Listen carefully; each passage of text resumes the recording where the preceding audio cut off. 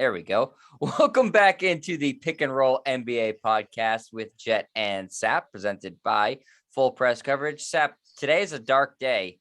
I don't know if you know why, but I'm very depressed. Do you wanna stab a guess as to why I'm so down? You're very depressed. Well, it can't be because Marcus Smart signed an extension. That would be cause for No, celebration, that's right? good news. That's good That's news. good news. Maybe for you, but not for me or other people that follow the Celtics. But yeah, we'll get to that momentarily. Why is it a dark day today? It's August 19th, is it? Is that the date, or the 18th, or whatever it is? I know it's It is the 18th. Yep. okay. We're heading towards the end of summer. I no longer on our Zoom and YouTube feed. No longer do you stare at some sort of caricature that doesn't really exist. Now you get to see my That's another good handsome thing. face. That's a good thing. Yes, That's not why I'm sad. I look like a young Lee Iacocca, the former head of Chrysler, who's a Paisan. I'm trying to think, why would you be sad today? I'm not sure. Is this like some movie came out that didn't do well? Nope, Sap. We're good friends. I'm a little upset that you don't know that the Celtics losing the Summer League championship really hit me hard. That's right. You know what? Because I'm sure you were hoping for title 18, because then you'd be one up on the Lakers if they won that game against Sacramento. Believe me, Sap, I was ready to go. I had the little things that you pop and spray confetti. Yeah. And I had some champagne in my fridge. And so, Sep, I thought we were better friends than this. I thought that you would. You didn't even reach out to me last night after they lost the Summer League title game. I know. But you do have Davion Mitchell on Sacramento, who's becoming one of your favorite players. So there's that, right? I mean, I'm happy. I'm happy for him. But Sep, I mean, I really would have a text, a call, an email, nothing from you after last night. And I was down about it. Well, I was ready for banner 18. You were ready to hang banner 18 and be one up. Well, it's just such an opportunity squandered, Sap. I mean, you work hard, you put all the time in the gym, you're in the title game, and they just didn't play their best basketball. Yeah, and you lose to Sacramento, who's now won it twice, right? So I guess that means that's important, very important that Sacramento wins. That's one of those things that, if you're an organization like Sacramento who hasn't been in the postseason for like 13 years, maybe you hang that banner. Yes. Why not? Hey, listen, they gave them hats. They have a trophy. They have a freaking MVP trophy for the Summer League title game. Yeah. So I might as well hang the banner. But yeah, Sap, it was a tough night. I was expecting the Celtics to run roughshod through the Kings. Peyton Pritchard, my guy, played too much. He gave up away too much at the Pro-Am where he's putting up 92 points. And, he just didn't have enough left in the tank last night. And, Romeo Langford also didn't play because he can't even stay healthy for Summer League, which, is problematic. Yeah, he can't stay healthy, right? He's not the most durable guy. He's not to be confused with AC Green, who played like 915 consecutive games with the Lakers. That's frustrating because, again, he was a mid-first round pick, and they've got nothing out of him. Maybe Aaron Nesmith, who was also drafted in the middle of the first round, will be of value to the Celtics, whether it's on the court or in the trade market. But yeah, condolences, Jet. I feel your pain. Now Skip Bayless will put forward that's yet another thing LeBron James never did, was win the Rookie League title or be named MVP of the Rookie League championship game. That's another thing that LeBron has not accomplished in his storied career. So I think it's a demerit against him. It's a big glaring hole in his resume. That's what it is, Sap. And huge. The Celtics, I mean, they had a chance to get really on the right track, but they too many turnovers last night, Sap. That was the story of the game. I know that you were watching intently. Yes, I was. Too many turnovers. Glued to it. Yeah, I was glued to it. The funny thing is, you were glued to it watching it, because I'm sure you've watched almost every Summer League game. I've tuned in every now and then. I do like Davion Mitchell. I think we're both fans of his. I think he's going to be a star in the league. I wouldn't say superstar, but it's unfortunate that he's going to a place like Sacramento. Maybe they can build something. Like if he had been fortunate enough to get drafted by a team that was a playoff team or contending team, what a perfect fit he'd be on a team like, say, Phoenix, or pick another contending team. He would have been perfect there because he could kind of work his way into the lineup and be a nice bench piece. But yeah, congratulations to the Sacramento Kings. Yeah, Luke Walton was on hand last night. He wasn't coaching; he was in the stands scouting his guys. I'm sure he was very excited.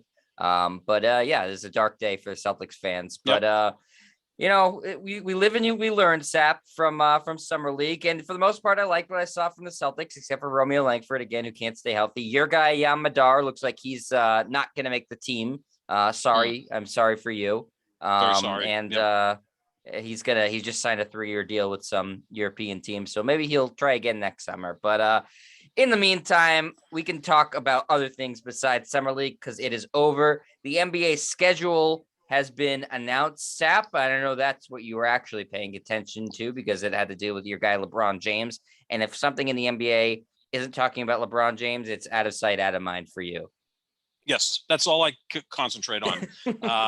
If something happens with LeBron James, I have to jump into the fray and let my opinion known. Yeah, the schedule came out, which is always kind of fun. I mean, we know that you're going to play X number of games against certain teams. You're going to have a home and away with the Western Conference and yada, yada, yada. And it's back to normal this year, unless there's, more of a pandemic and who the hell knows with that. But, the season starts on the 19th of October, ends on the 10th of April. So more of that classic 6-month schedule with 82 games. So kind of back to normal in the NBA. But we always kind of look at the Christmas Day games because although the season is going to start on October 19th, the big kickoff is Christmas Day because October, November, you still got the NFL in high gear. You got college football. You've got the World Series in October, if anybody's paying attention.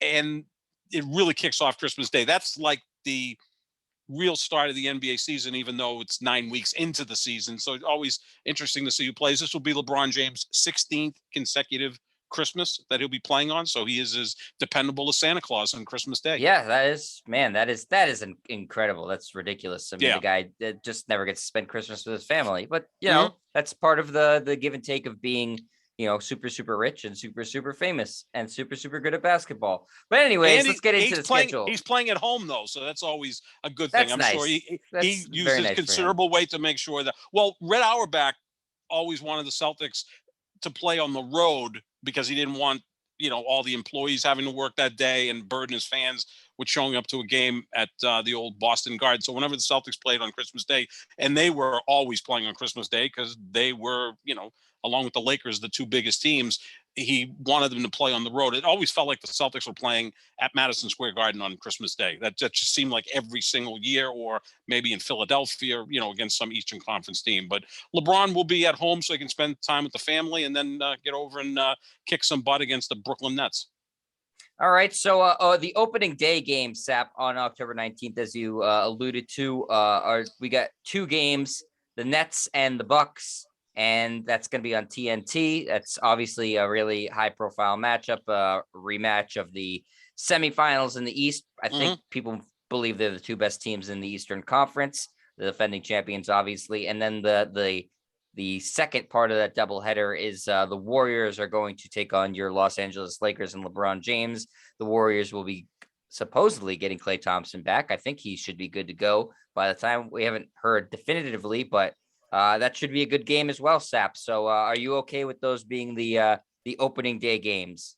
Makes the most sense, right? The three biggest stars in the NBA remain LeBron, Kevin Durant, Steph Curry. Now, Giannis, I think, is the best player in the league. And by winning a championship and in the method that he did that, I think he deserves that title. He's still not the biggest star in the league, but obviously the Bucks are the defending champions. So they're going to be on opening night at home, able to hoist the banner, give out the rings, and really celebrate what they accomplished in that 6-game victory over the Phoenix Suns. So, yeah, that makes the most sense. Rematch of that great semifinal series between the Nets and Bucks. And look, anytime you can put the Lakers on and anytime you can put the Warriors on, provided you got LeBron and Steph Curry on the court, that's pretty much a winning situation for the NBA and the networks. Yeah. So, I mean, those ones make sense. The Celtics open the following day in New York against the Knicks. That is at 7:30 on Wednesday, the 20th. And the Nuggets play the Suns in an interesting game on that one. And then everybody else is playing. Sap, let's go to these Christmas Day games because those are, like you said, kind of, it's almost, the season starts obviously in October, but that's when people really start to pay attention is around Christmas. And they got a really good slate of 5 games on Christmas Day, Sap, starting with Trae Young's return to Madison Square Garden. The Hawks face the Knicks at 12 p.m. on Christmas Day. I think that's a great game to be the first game showcasing Knicks with Kemba and a little bit of a new look Knicks team, a resurgent Knicks team, and the guy who tortured them in the playoffs, the new Reggie Miller, if you will, and Trae Young.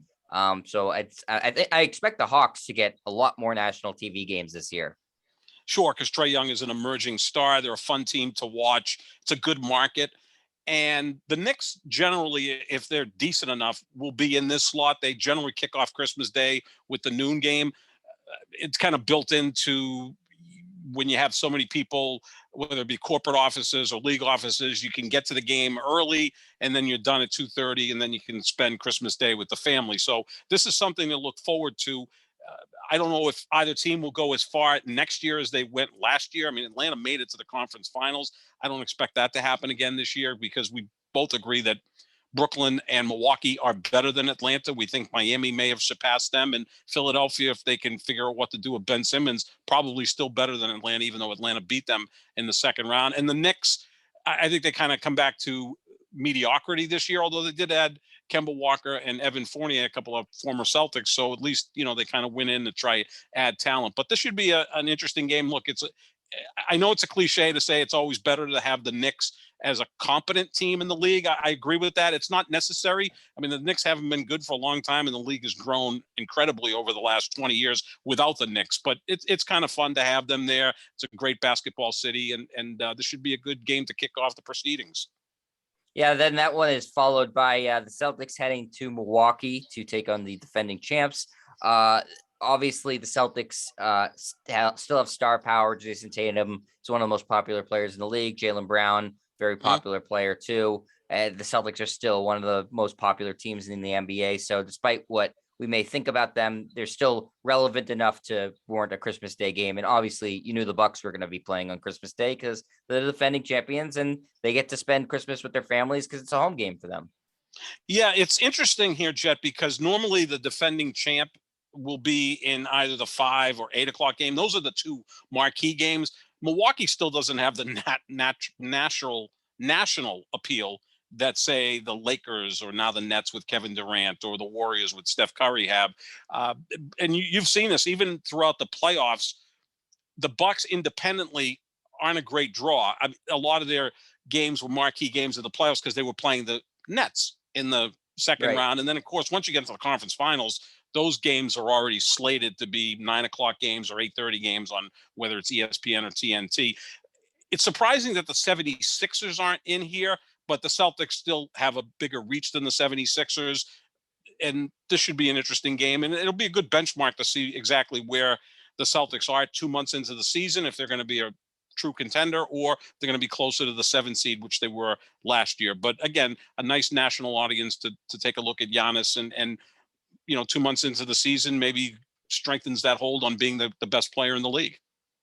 Yeah, I'm a little surprised that the 5 o'clock game, which is the following one, isn't more of a big time matchup. I mean, listen, it's Golden State at Phoenix. It's a good matchup. I don't think either of these teams will be in the Western Conference Finals. So I don't think it's as sexy as I'm a little surprised they didn't have Milwaukee play Phoenix here as a finals rematch. Yeah, that would have been interesting, right? Just do that and go interconference rather than within the conference. And, Golden State still has a lot of pull in this league, especially we expect Klay Thompson to be back. Who knows? You may have Ben Simmons in uniform for the Golden State Warriors by then. So that would be an interesting note. But Milwaukee just still doesn't have that national appeal. And again, this Phoenix. Probably not. I mean, look, in the pecking order in the NBA, it's more about the players than the teams. I mean, if LeBron James played on the Denver Nuggets, they'd be must-watch TV, right? If Steph Curry was playing on the Indiana Pacers, they'd be on the maximum amount of times on national TV. Sure. So it's more about the players than anything. That's why I think even when you look at opening night, the 3 biggest stars in the league are LeBron, Durant, Steph, and also they're the 3 players that are already exalted. Like, look, Giannis is going to be a Hall of Famer. Westbrook's going to be a Hall of Famer. Harden, Kyrie, pick whatever players you want. But those 3 guys are already among the all-time greats. I mean, heck, I think LeBron's the greatest player ever. Durant's like on the precipice of joining the top 10, and Steph's right there around the top 20 all time. So they're the three biggest stars in the league. So that's why you see them kind of crammed in here. Sure. So I think that's what you're seeing. And look, Steph against Chris Paul's going to be interesting. Booker against Klay Thompson could be interesting. Draymond battling DeAndre Ayton. That could be a nice matchup. And again, we don't know what Golden State's going to do in the offseason. The wild card could be Ben Simmons there, but it's just Golden State is still a bigger draw than the Milwaukee Bucks. Yeah, I mean, they are. I can't disagree with you there, especially because, the Bucks are still looked at as Giannis and a bunch of other guys, even though we saw what Drew Holiday and Chris Middleton are capable of. Steph is still the biggest star of those guys. Klay Thompson still and Draymond Green are still more household names than Chris Middleton and Drew Holiday. That's just the way it is. But so I think it'll be a good game, Golden State, Phoenix. And then the marquee game that everybody wants to see at 8:00 is Brooklyn goes to LA to take on the Lakers. That should be a really, really fun game, providing everybody's healthy. Yeah, that's the marquee game of the year, perhaps, right? Also, whenever the Lakers visit Brooklyn, Sure. That's going to be obviously another marquee game. We all thought late in the regular season that it was going to be Brooklyn Lakers finals. I still think if both teams were healthy, or not even 100% healthy, that's what the matchup would have been, but it didn't take place. And you got to give credit to Phoenix and Milwaukee for taking advantage of that and getting to the finals, and Milwaukee ultimately winning the championship. But yeah, this is the marquee game of the day and the season. And look, the two biggest stars in the league going mano a mano.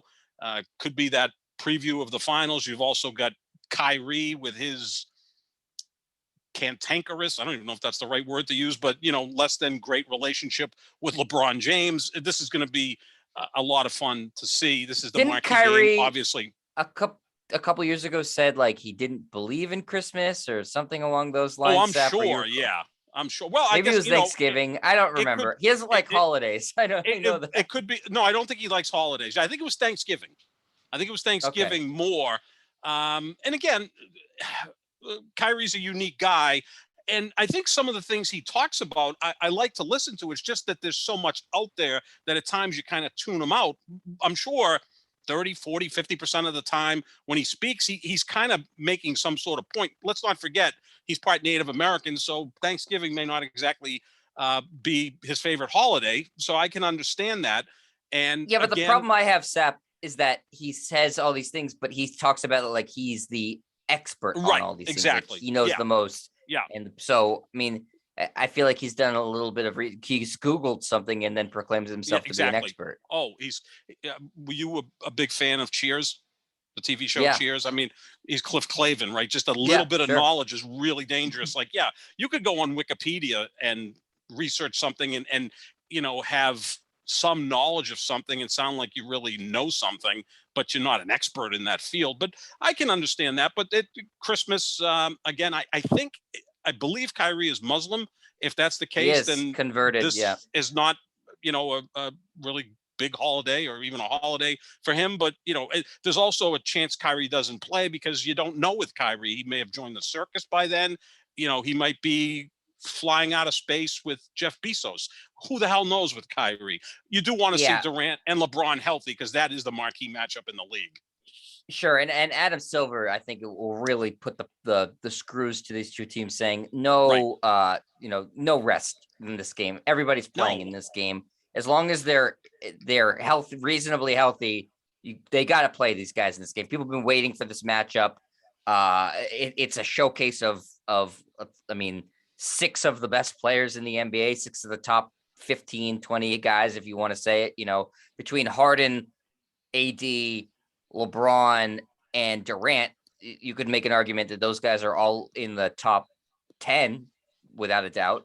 Oh, without question. Yeah, I think you're seeing 4 of the top 10 players in the league, and I think Kyrie and Anthony Davis or Kyrie and Westbrook are just on the outside of that. And then you also got, look, I know they're way past their prime, Carmelo Anthony and Dwight Howard. You have 8 first ballot Hall of Famers that will be on the court. No doubt. This day, provided they're all healthy. I mean, there's always a situation with Anthony Davis. He's not the most durable guy. Kyrie, we know, isn't the most durable guy.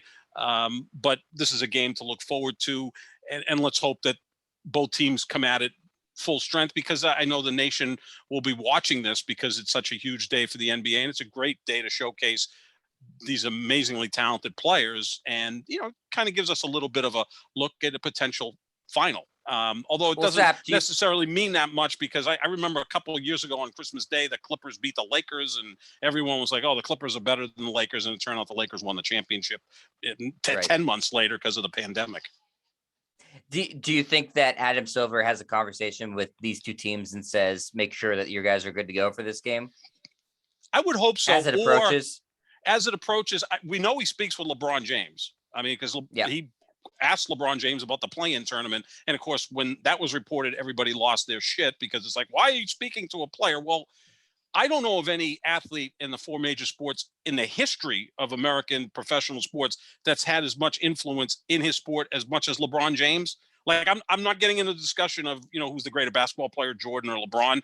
Jordan didn't carry as much weight in his day as LeBron does now. LeBron is almost partially because David Stern was a dictator. Exactly. I mean, look, there are some of us who think that Michael Jordan got suspended in 1993.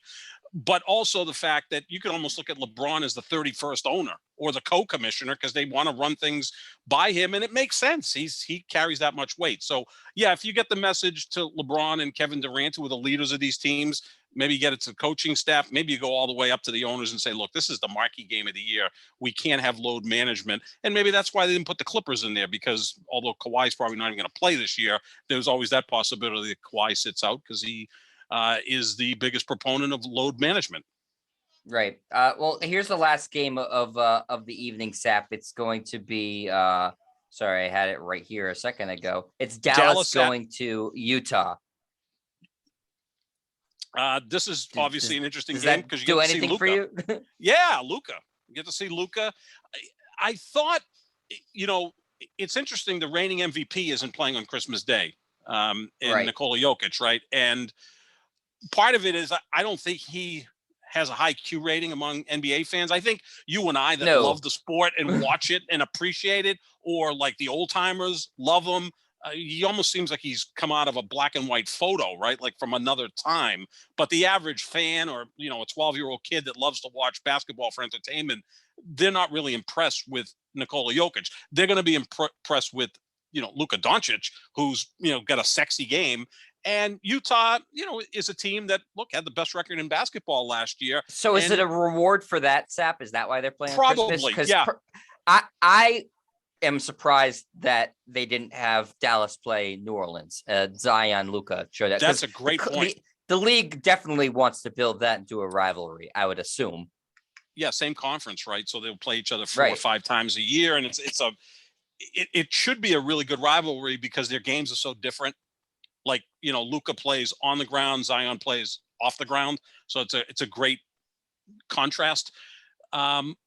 It does say something about New Orleans that now they're on their third coach in 3 years, and it just doesn't seem like they can get their act together. They weren't able to re-sign Lonzo Ball, which I think was a mistake. I think he was starting to fit in nicely with Zion. So yeah, it is kind of a surprise that New Orleans isn't there. Instead, you go with Utah. I mean, the sex appeal of Utah is Donovan Mitchell. Is Donovan Mitchell a bigger star than Zion? I don't think so. He's a wonderful player, but I don't think he's got the Q rating. Should he be? Zion probably. He should be a bigger star right now, but he's a better player right now. Yeah, but Zion's a cartoon character. I mean, Zion, again, 12, 14, 18-year-old kids, they're going to look at Zion and go, this guy is awesome. Because that's why I asked you, Sep. Is it a reward for having the best record in the league last year? It could be on Christmas Day, or is it because I look at the teams they could have played. Okay, here are the matchups I would have preferred to see. I said Dallas versus New Orleans. I think Dallas versus Portland because maybe they just don't think he's going to be there, but Dame Lillard's a bigger star than Mitchell or anybody or Gobert. Mm-hmm. The Nuggets, as you mentioned, they have the reigning MVP, Jokic, or even the Grizzlies are an up-and-coming team, and Ja Morant is incredibly popular. So I'm a little surprised that they didn't try to push maybe another young star into the mix here and try to get him a prime time, slot instead of going with Utah, who really, I mean, I think LeBron said it. Nobody remembers them. Nobody cares about them. And frankly, Sep, even though they had the best record in the league last year, they underachieved. They didn't make the conference finals, No. which was they were expected to get to the finals, especially once the Lakers went down, and they weren't able to do that. And this is kind of, I don't want to call it the throwaway game, but the two least important games in this quintet are the first game and the last game. Because people, whether they're going to church on Christmas, going to their families, whatever the case may be, they're going early and late. They're kind of winding down, and maybe they go to a movie at night. I know that's always been something I've always loved to do on Christmas is go to a movie. I'm not going to do that this year because I'm going to see Nets Lakers at 8:00. And before that, you weren't going anywhere. I wasn't going anywhere. And before that, I get to watch my Packers host the Cleveland Browns at 4:30. So I'm all set up for Christmas Day, right? I get to see Aaron Rodgers at 4:30 and LeBron at 8. I mean, what better than that? Merry Christmas to you. Yeah. Yes, all I need is Roger Federer playing in a tournament and Daniel Day-Lewis maybe being in a movie that opens surprisingly, although he's retired from acting, but that doesn't mean anything. He can always come back and make a movie. It's not like he filled out paperwork to retire as an actor. It's not the post office or the Navy. There's two things I know in life, Sap. You never retire from acting or being a musician or a rapper. Right. Those exactly. have the most false retirements and anything.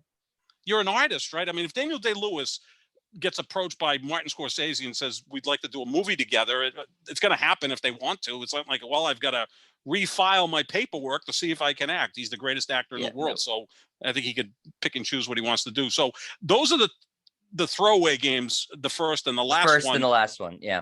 Yeah. The biggest games obviously are the 5 and the 8, but then you got to kind of weigh into the different time zones. So that late game, you want to try to build obviously you're going to most likely play it in the West because it's a 10:30 tap off. You don't want to be scheduling the Celtics at home at 10:30. The city of Boston's already shut down.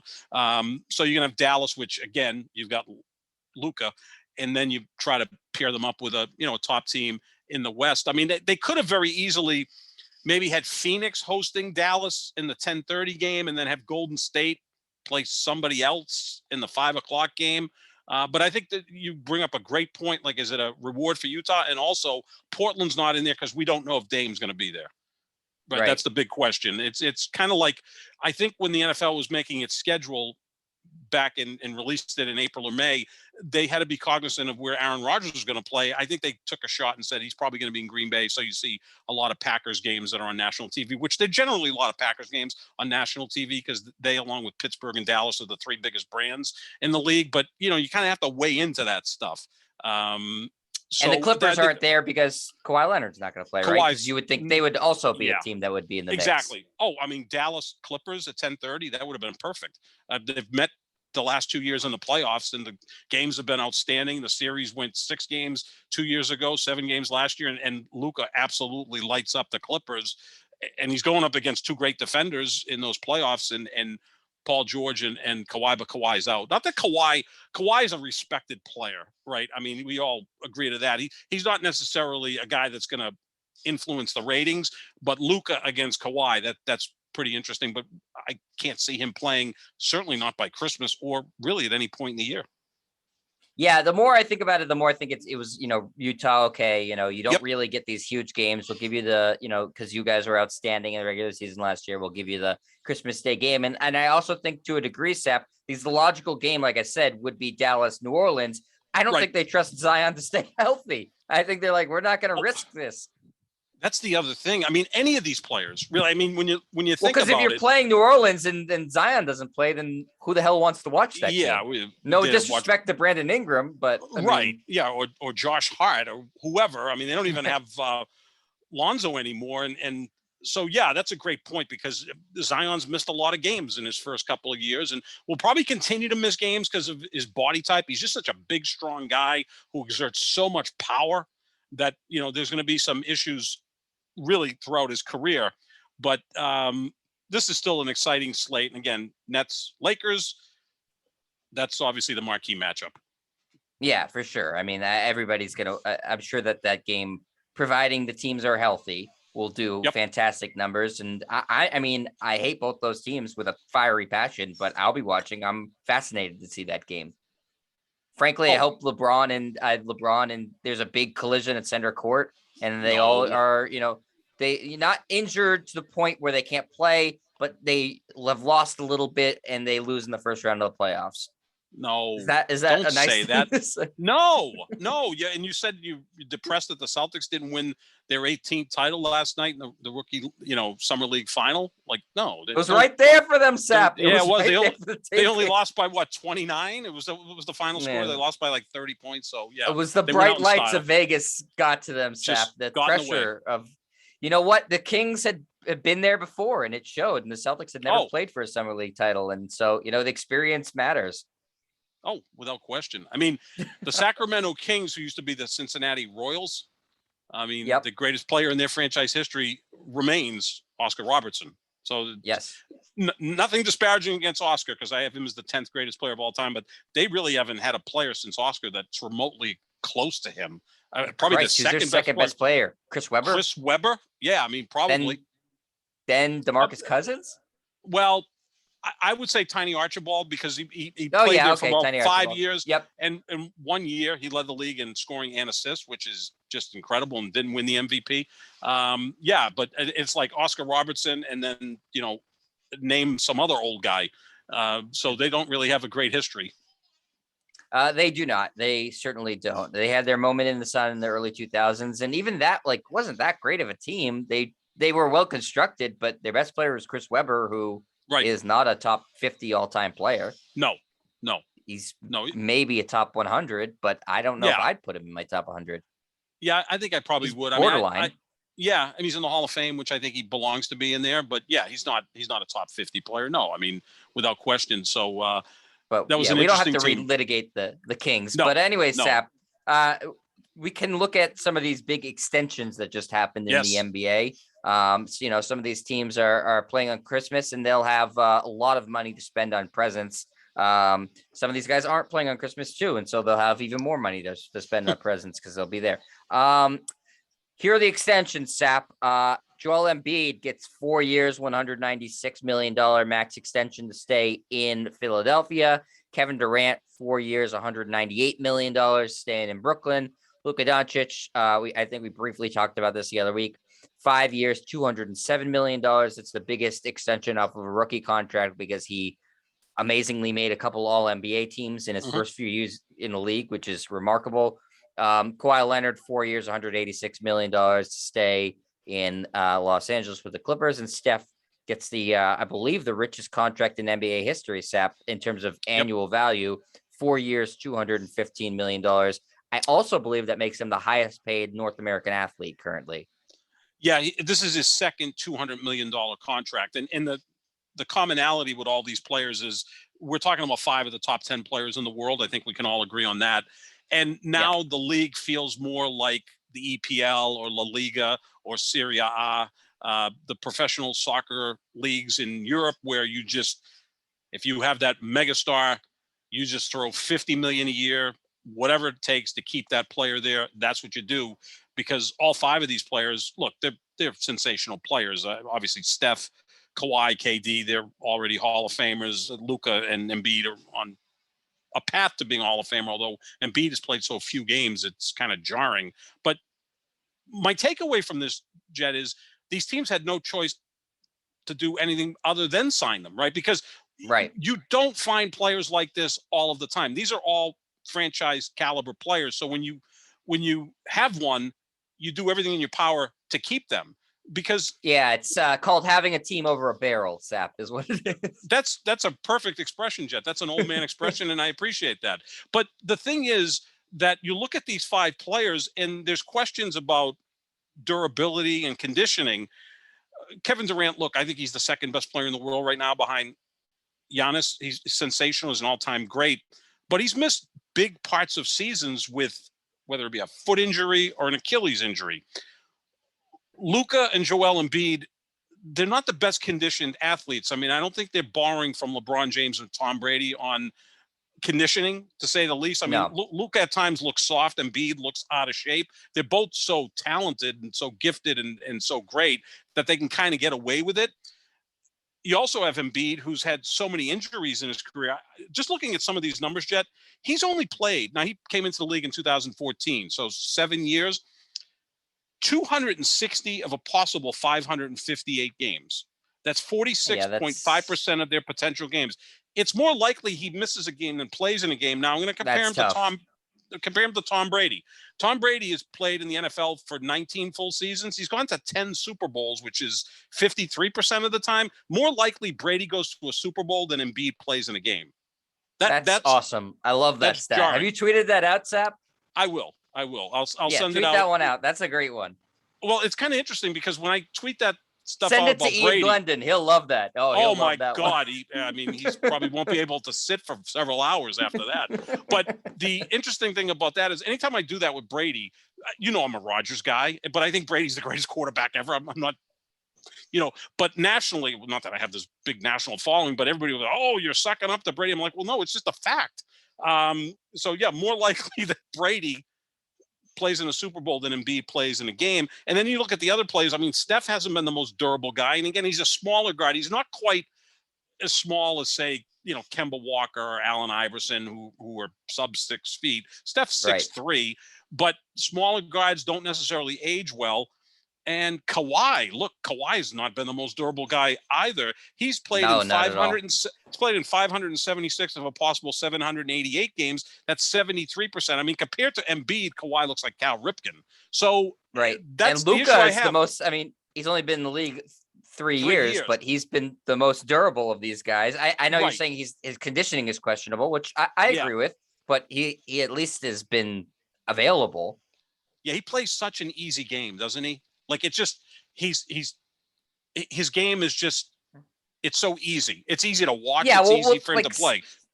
Sap, with like Iverson or even Isaiah Thomas, the Celtics version of it, you knew at some point they were going to get hurt because they're so much smaller and they're crashing on the court. 9 times a game, they're going to the basket. They're getting hacked by a guy who weighs 120 pounds more than them. Like it's inevitably they're going to get hurt. With LeBron, it's almost like anything that happens to him, if he does get hurt, you're shocked because he's built like a brick shit house. Like it doesn't make sense that he would ever get injured. And he has been extremely durable throughout his career. Yeah. I mean, historically so. Last year being the only exception. Yeah, and it's tough to come back from injuries as you get older. I mean, I think in the past, if he had sprained an ankle like that, he would have been back sooner. But when you reach 36, it's tougher to come back. He had the groin issue a couple of years ago, though takes the recovery times a little bit longer, as much as he spends on his body. And I always equate him and Tom Brady because they spend about $2 million a year on their body, whether it's nutrition, personal trainers, and it's an investment for those guys. That's why at their advanced age, they still remain at the top of their craft. I want to see Luka start to develop that. Now he's still so young, so talented. And like I said, his game is so easy. It's very flowing, right? It's just like so pure, but to really take it to the next level and become at least maybe a competent defensive player, not a great defensive player. He's not going to be Ben Simmons or Giannis on the defensive end, but become competent there. That is more on conditioning and those types of things, and also want to. And Embiid, look, we both love Embiid, right? I mean, he's one of the best players in the league, just a great personality. But that's a problem. He's always getting hurt, and part of that is conditioning. And again, he's a huge guy. He's 7'1", close to 300 pounds. If those two guys really get committed to conditioning, Lord knows what they can accomplish. I mean, Embiid, if he had played a full season last year, he would have been the MVP. It's just that he missed so many games. I agree. That, Jokic ended up winning the award. So, but my bigger point is these guys. Credit to Jokic too, Seth, who's also doesn't look like he's in terrific shape, but played every game last year. He played every game. He looks like a guy playing at the Y who's like 39 years old or 42 years old, like playing a little pickup with, some of his buddies that are past their prime. But again, his game doesn't rely on athleticism. Luka's kind of does, but, Nikola Jokic's game doesn't feel like it relies on any athleticism. It's just like he never gets off the ground. The only reason Luka's does is because he's the primary ball handler. And so you see a little bit of that. But here's the thing where I think with him, Sep, maybe right now he's like, I just got $200+ million. I'm putting up great numbers. They haven't really surrounded me with anything. When you give me some talent to work with, maybe then I'll put in the work with the conditioning. Because right now he's like, I could put in a ton of work, become a better player, but he can't carry his team to win a championship by himself. No one does that. We've talked about this before. LeBron never did it. Jordan never did it. No one's ever done it. You can't win a title being the only good player on your team. And Luka is really the only good player on his team. I mean, listen, Porzingis is okay. Hardaway Jr. is okay. That is not a team, no matter how good Luka gets, that's not a team that can win a title. So I get frustration from his point if he doesn't want to put in a ton of extra work right now, because all for what, Sap? So he puts off a couple better defensive metrics. The team's not going to go any further until they get more talent. Yeah, but I think that's part of leadership. And again, he's so young. I think he'll learn that, okay, now I've got to set the example. Now, if that can carry your teammates to get somewhat better, maybe you beat the Clippers in the first round rather than losing to them in back-to-back seasons. Also, LeBron did make it to the finals twice, pretty much carrying a team. In 2007 when he got swept by San Antonio, and then in 2018 when he lost in 4 games to Golden State. He got swept both times, but at least he got to the finals with not much around him. But at least he got there, right? And I know I'm saying, Seth, you can't holds that against him. No, you can't win a title. You can't win it. You can't. No, but you can't. I mean, you can't just throw your arms up and say, why bother? I mean, eventually you cut your fingernails, but they grow back, and then you cut them again. You can't just throw up your arms and say, well, there's nothing around here. Why should I care? But you do what LeBron did, which eventually was leave those places, because but then he was tired of it. But don't take the extension then if you're Luka, right? So at that point, say, I'm just going to play this out. Although he's still so young, for him to flee Dallas would have been nearly impossible because he becomes a restricted free agent because he's only been in the league 3 years, right? So now he's got this extension, which will carry him for 5 years. So it'll be through year 8. At that point, he's only going to be 27. At that point, he can say, look, they just can't get their act together here in Dallas. I'm ready to leave. We thought that that's what Giannis was going to do, but Giannis stayed in Milwaukee, again, set that great example. I think if Luka, and my only question with Luka, and he's one of my favorite players in the league, if Luka had Giannis's drive and work ethic, which obviously Giannis has, the sky's the limit. I mean, because I think he's a more naturally talented basketball player, right? Than Giannis. I think you could make a case he's one of the 3 most naturally talented players in the league, Sep. Yeah, there's him, LeBron, Durant, probably in terms of just pure talent, right? Like they just like you just watch them. I think those are guys that when there was like scrimmages going on, the rest of the guys on the court are like, holy shit, how the hell did they do that? And I throw Embiid in there too. Yes, absolutely. So there's another guy. So now Giannis, who look, obviously he's skilled, talented. I mean, he's 7 feet tall, and he's essentially a 7 foot tall Russell Westbrook. But my point being, a lot of his game is built on the fact that he's in great shape and that he works his ass off, and he's so committed and he works on his game. And if Luka does that, what the hell, he could be, an all-time top 10 player without question. But this happens a lot in sports though, right? And it's kind of the Tom Brady method. Like there's more gifted quarterbacks than Tom Brady, so they don't work as hard as Brady, but Brady's worked so hard that he's surpassed them. You do need the level of talent to do that. I gonna get turned off when people say, well, Brady's really not skilled. Well, no, he's a great thrower of the football. He's got great footwork in the pocket, and skill sets can be defined differently. Like diagnosing a defense and knowing where to go with the football is a skill.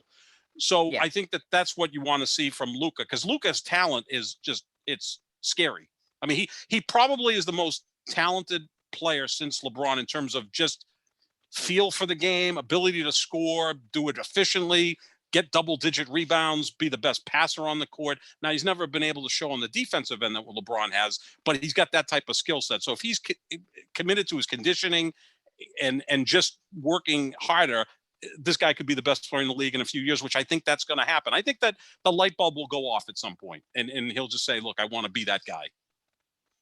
Yeah, I mean, I think so too. I think everybody's just sort of waiting on it, and part of what elevates you to being that guy too, Sap, just like it did with Jordan and somewhat with LeBron too, is you need to have some sort of sidekick.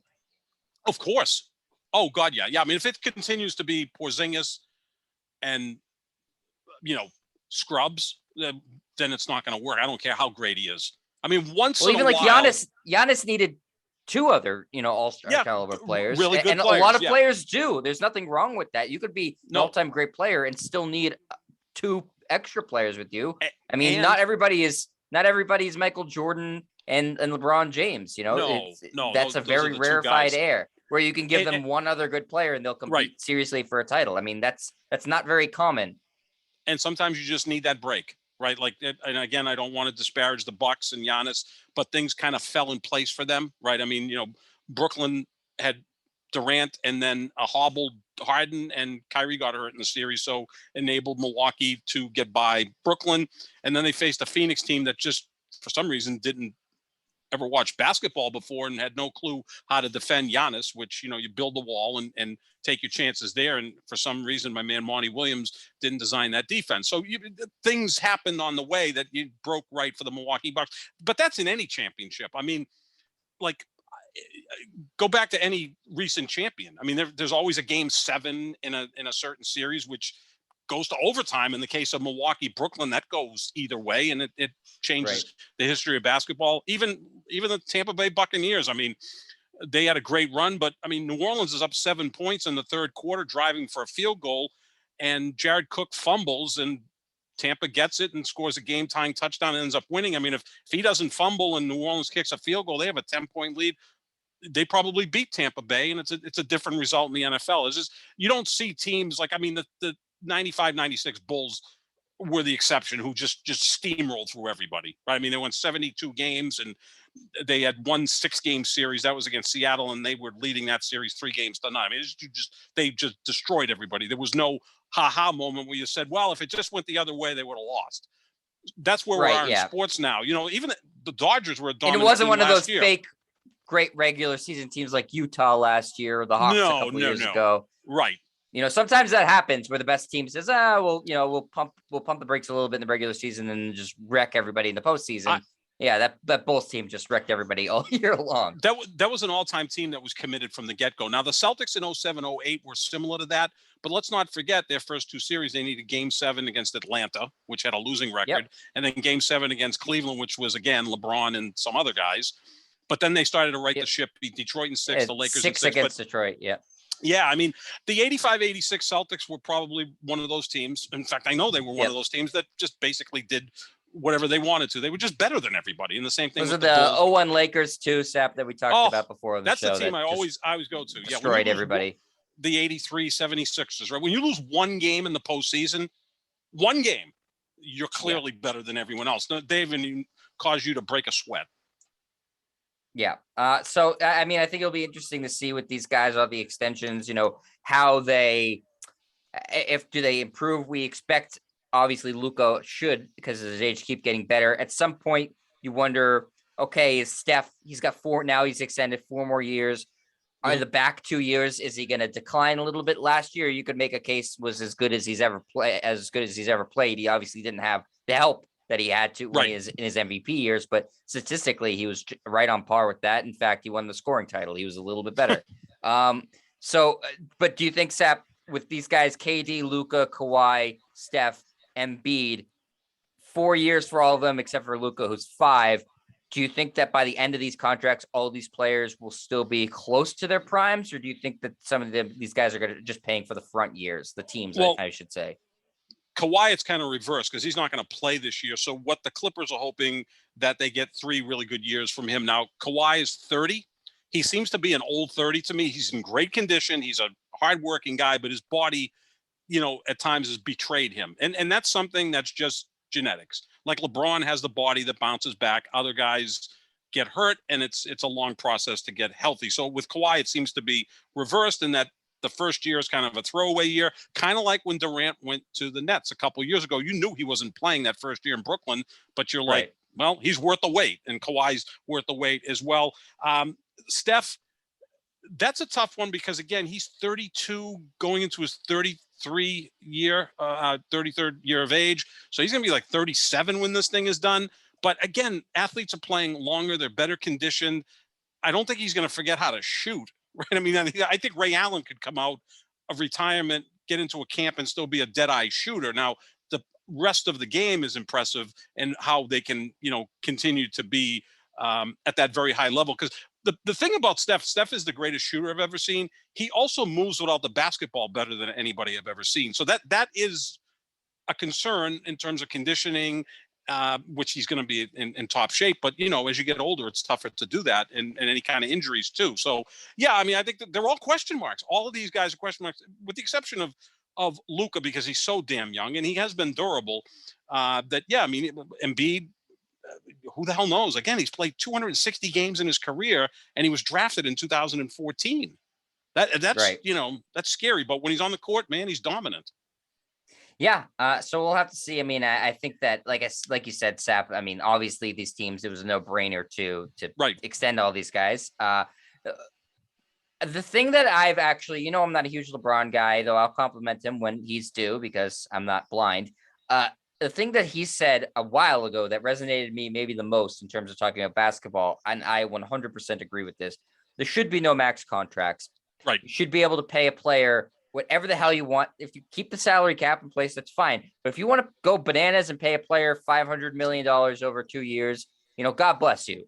That should be players should not be capped as to how much they can make. That's not right. In soccer, you see, I mean, we just saw Messi is going to play for PSG in Paris, and he's making like $250 million over 2 years.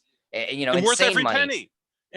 Worth every penny. And there's no reason that LeBron or Durant or Steph or Luka or shouldn't make that same type of money. They're just as marketable, especially LeBron and Durant. I mean, LeBron is, you could make it a case, is the most marketable athlete in the world. It's either him, Cristiano Ronaldo, or Lionel Messi.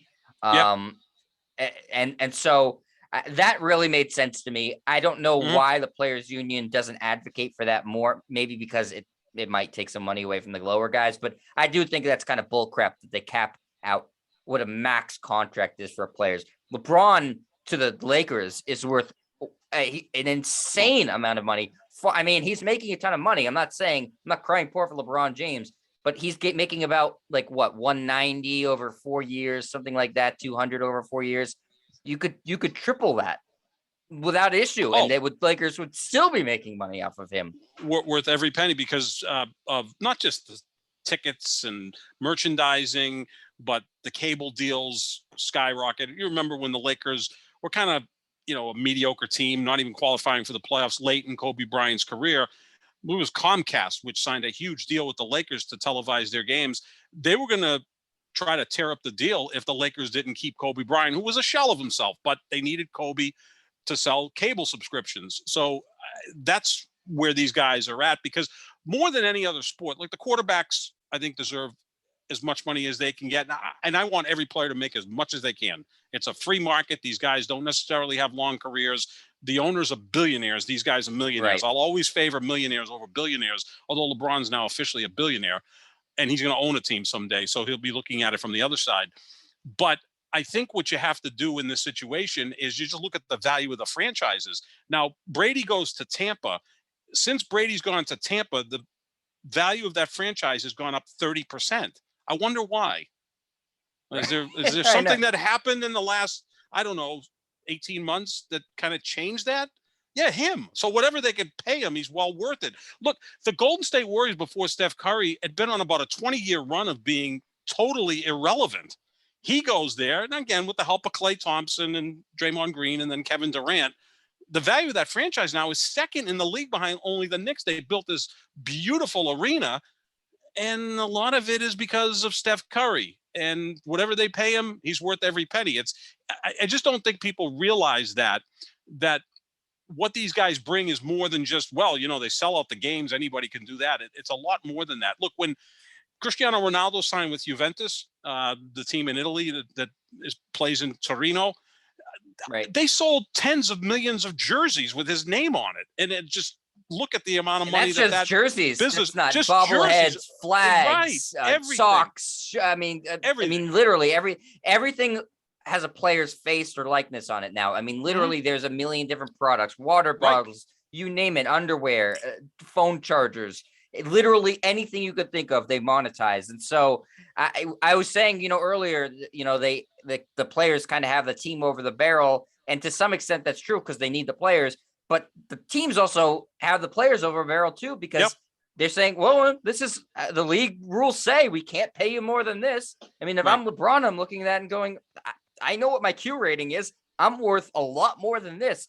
I mean, fortunately, the NBA lets the players do their own endorsements and do all their other things. You know, they're not the NCAA that's very, litigious about, well, you can't do this. The NBA is perfectly fine with players making money off the court. But in terms of salary, you can't tell me these guys, these top guys, aren't worth way, way more. Maybe the bottom guys, you can argue, okay, maybe Grant Williams shouldn't be making $2 million a year. Yeah, that I could believe. But the maximum contract.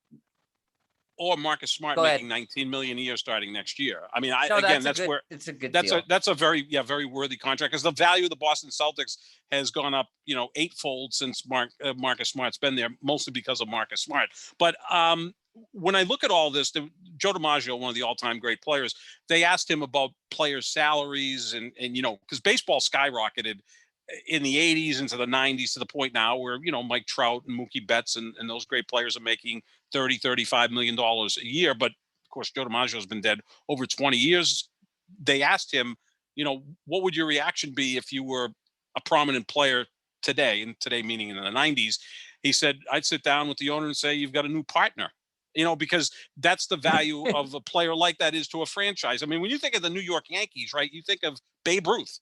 Like that, he's synonymous with that team. When you think of the Celtics, it's Russell, it's Bird, it's all those great players.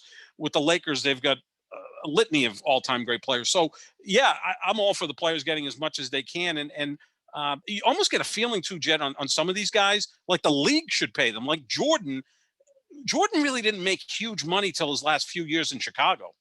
When they finally paid him like $30 million a year and he was doing one-year deals, like the league should have kicked in. He was the league at that point.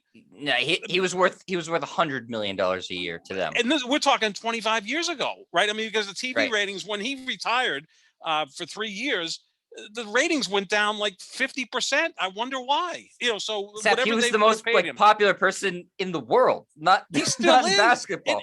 No one hears from him anymore. He's still the biggest athlete in this country. I know you said LeBron, and look, I'm a LeBron guy, but Michael Jordan is still the biggest brand in all of sports, and the guy hasn't played for over 20 years. Isn't that crazy? My niece is 5 years old. My grandniece is 5 years old. She has Air Jordans. She actually let me know that she preferred Space Jam over Space Jam 2. I'll never speak to her again, but that's okay. That was her choice. She's a smart girl. You've disowned her. I've disowned her. She's out of the will. But I think that's how big Michael Jordan is. I mean, I was listening to Shannon Sharp today, and a Hall of Fame tight end, who said that when he met Michael Jordan for the first time, he was in awe of him. It's almost like he was not real, like he was off the ground, like it's some sort of godlike figure. So that's the kind of thing that Jordan still has and commands. So yeah, the league should have paid him. The league should have paid Kobe Bryant late in his career, because those guys were that important to the league. And even LeBron now, if LeBron's out of the league, the ratings go down. We've seen it, right? I mean, LeBron in the finals tend to draw twice the viewers of when LeBron's not in the finals. It's tough to really gather because he's been in 9 of the last 11 of them. The 2 he missed, the ratings were down. Yeah, I'm just saying that, and I think you obviously agree with me, Sap. The max contract thing is stupid. They're worth more than that. They are. Yeah. I mean, that's just the teams might try to hide the finances and stuff like that, but the amount of money that the Lakers and the rest of the league, because there's revenue sharing, make off of LeBron James is absurd. They make just a ridiculous amount of money off of him. Yep. But that's another topic for another day, Sap. So that's going to do it for us here on the Pick and Roll NBA podcast with Jet and Sap.